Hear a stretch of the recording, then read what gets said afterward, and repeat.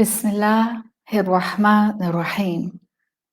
अस्सलामु अलैकुम व रहमतुल्लाहि व बरकातुहू।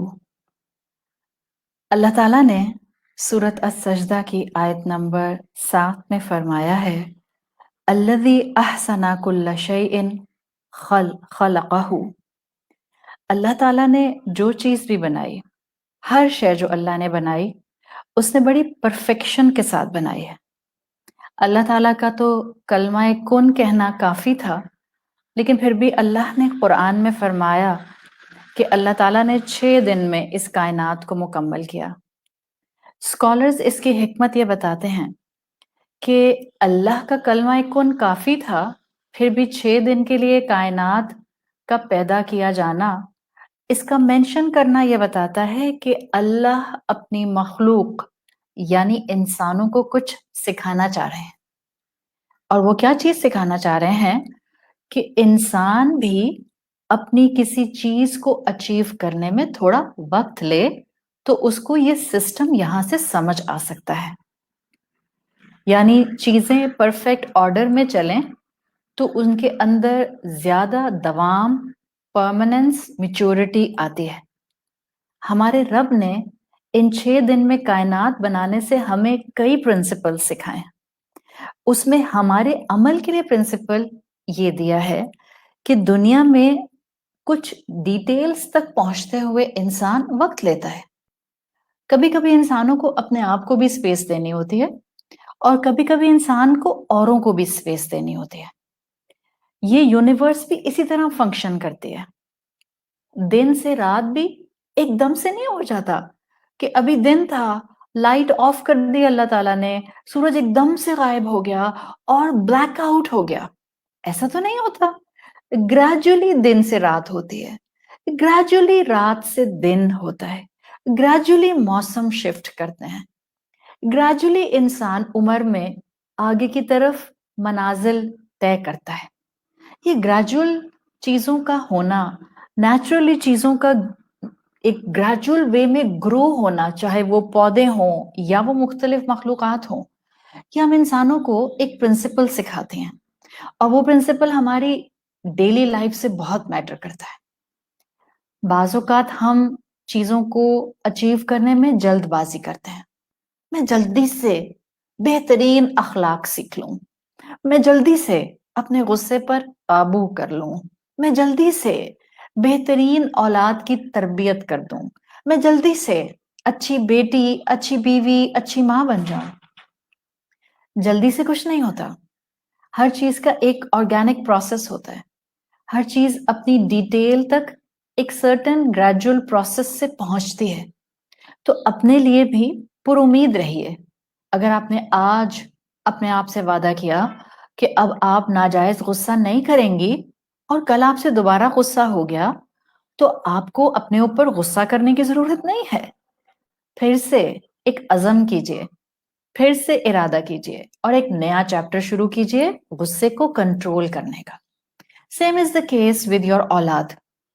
औलाद जल्दी से ठीक नहीं हो सकती। आप औलाद की जल्दी से तरबियत नहीं कर सकती। Organically it will take time, और ये टाइम आपको अपने लिए भी लेना है और अपनी औलाद के लिए भी लेना है। ईमान में इंसान एकदम से परफेक्ट नहीं हो जाता।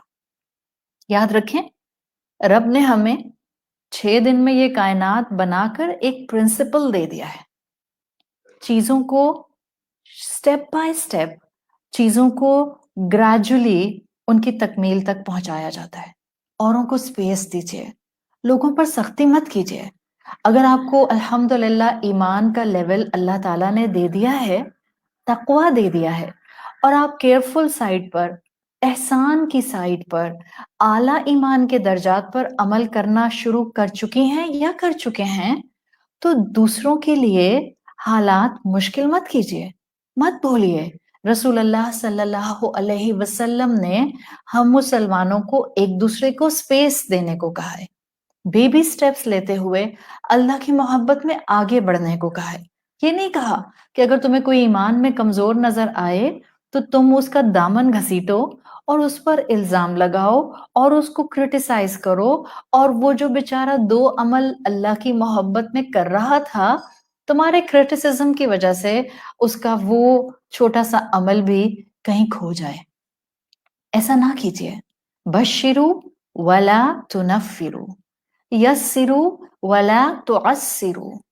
پیار محبت سے ایک دوسرے کو سپیس دیتے ہوئے اللہ کی محبت میں آگے بڑھنا سکھائیے. اولاد کے ساتھ بھی یہ اصول رکھیں.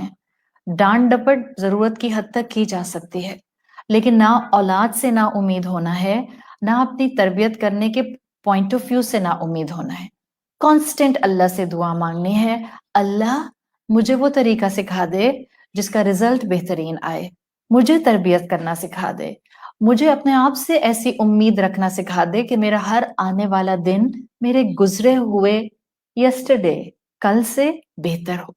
جتنا ہم اس امید کے ساتھ آگے بڑھیں گے، ہم دیکھیں گے کہ ہمیں اللہ کی حکمتیں سمجھ آئیں گی. اللہ کی حکمتیں بعض اوقات سمجھنے میں انسان ٹائم لیتا ہے. جیسے ایک بہت واقعہ کیوٹ سا آتا ہے، کہانیاں ہوتی ہیں نا، تو کہانیاں ہمیں بہت سی چیزیں آرام سے یاد کرا دیتی ہیں.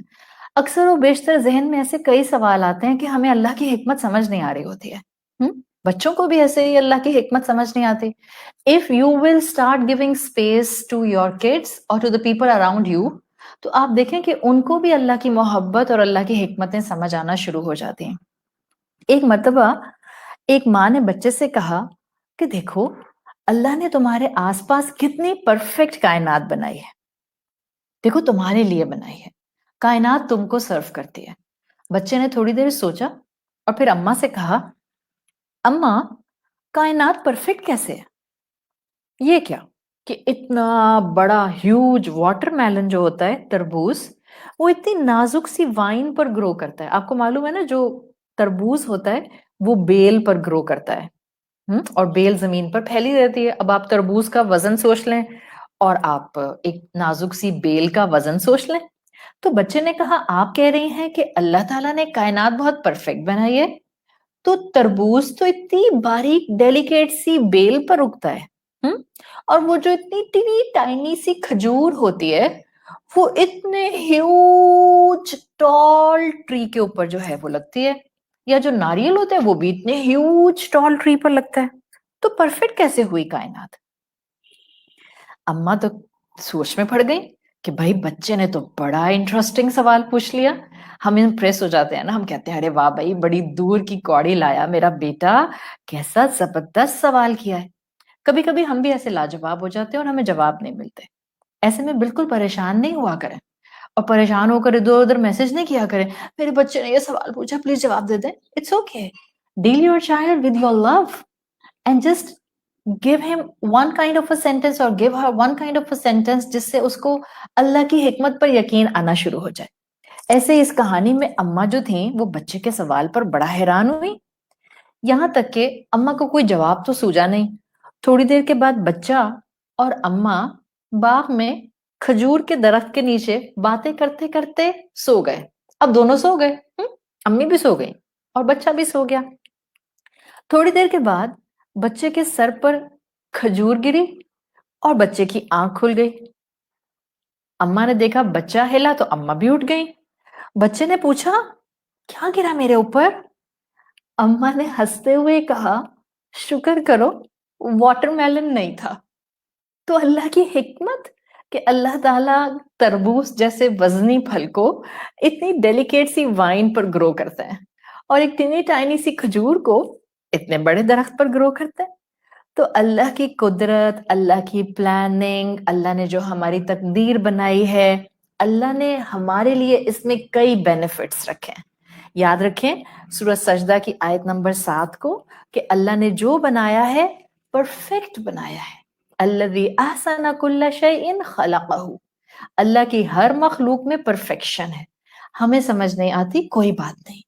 اسی طرح سے آپ کے آس پاس جتنے لوگ ہیں وہ اللہ کی مخلوق ہیں، ان میں اللہ کی محبت ڈیویلپ کریں تاکہ آپ کو یہ سمجھ آئے کہ ہر چیز، ہر مخلوق پرفیکشن پر آنے سے پہلے ایک گریجول پروسیس سے گزرتی ہے.